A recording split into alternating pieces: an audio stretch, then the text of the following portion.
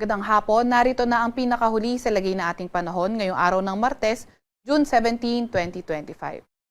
Narito ang ating pinakahuling satellite image kung saan meron pa rin tayong low pressure area na minomonitor sa loob ng ating Philippine Area of Responsibility. At kanina nga alas 3 ng hapon, ito ay huling namataan sa coastal waters ng San Juan, Batangas. Nakikita nga rin natin itong low pressure area na ito na napakababa ang tsansa na maging isang ganap na bagyo. Gayunpaman, ngayong araw ay magdadala pa rin ito ng maulap na papawirin at mga kalat-kalat na pag-ulan, pagkidlat at pagkulog sa Metro Manila, Calabarzon, sa may Bicol Region, sa may Marinduque, Romblon, Oriental Mindoro, Zambales, Bataan, sa may Pampanga, pati na rin sa may Bulacan. Samantalang easterlies o yung mainit na hangin galing karagatang Pasipiko ang nakakaapekto sa silangang bahagi ng ating bansa. Magpapaulan rin ng easterlies sa lugar ng Isabela, Quirino, pati na rin sa may Aurora. Kaya yung ating mga kababayan, lalo na yung mga inuulan ng mga nakaraang araw pa ay pinag-iingat sa mga banta ng pagbaha o hindi kaya pagguho ng lupa. Para naman sa lagay ng panahon, sa nalalabing bahagi ng ating bansa, mas magandang panahon yung inaasahan natin at may mga chance lamang ng mga localized thunderstorms. Para naman sa lagay ng ating panahon, bukas nakikita natin sa Metro Manila at sa nalalabing bahagi ng Luzon, magpapatuloy na nga ang maaliwalas sa panahon pero may mga chance pa rin ng mga localized thunderstorms lalo na tuwing hapon at gabi. Agwat ang temperatura bukas sa Metro Manila ay 26 to 32 degrees Celsius.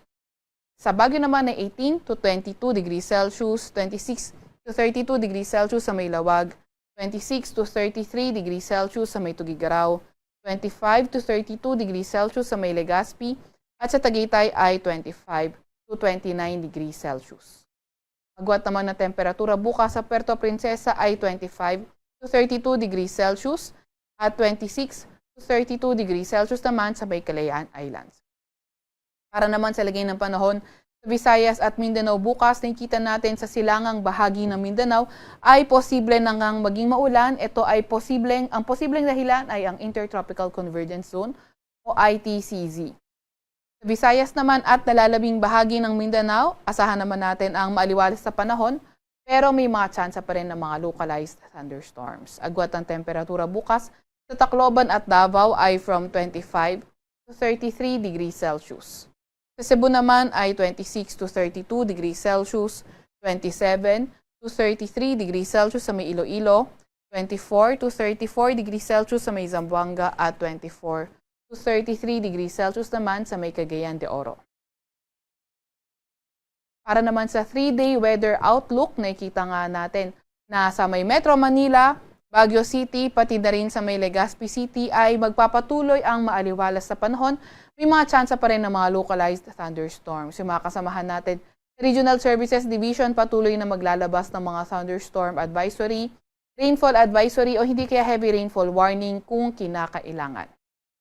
Although sa malaking bahagi ng Luzon ay maaliwalas sa panahon pero inaasahan nga natin sa may area ng Palawan Thursday to Saturday, posibleng maging maulan at ang posibleng sanhi ay ang ITCZ. Agwat ng temperatura sa Metro Manila from Thursday to Saturday ay 25 to 34 degrees Celsius. 17 to 25 degrees Celsius sa may Baguio at 25 to 32 degrees Celsius naman sa may Legazpi City. Para naman sa 3-day weather outlook ng mga pangunahing syudad sa Visayas, Metro Cebu, Iloilo City at Tacloban City, Thursday to Saturday, wala naman tayong nakikita mga weather system na magdadala ng pangmatagalan o pangmalawakan ng mga pag-ulan, kaya mga tsansa pa rin ng mga thunderstorms yung ating binabantayan na lamang from Thursday to Saturday sa Visayas. Agwat ang temperatura sa Metro Cebu ay 25 to 32 degrees Celsius. 26 to 33 degrees Celsius sa may Iloilo City at 25 to 32 degrees Celsius naman sa may Tacloban City. Para naman sa mga pangunahing syudad sa Mindanao area, sa Metro Davao, Cagayan de Oro, Zamboanga City at malaking bahagi nga ng Mindanao, posibleng makaapekto ang ITCZ. Asahan natin Thursday to Saturday, posibleng maging maulan. Agwat ng temperatura sa Metro Davao ay 25 to 32 degrees Celsius. 25 to 33 degrees Celsius naman sa may Cagayan de Oro City at 24 to 32 degrees Celsius sa may Zamboanga City. Sa Kalakang, Maynila, ang araw ay lulubog ng 6:27 ng gabi at sisikat bukas ng 5:28 ng umaga. Huwag magpapahuli sa update ng Pag-asa. I-follow at i-like ang aming X at Facebook account, DOST_Pag-asa. Mag-subscribe sa aming YouTube channel, DOST-Pag-asa Weather Report.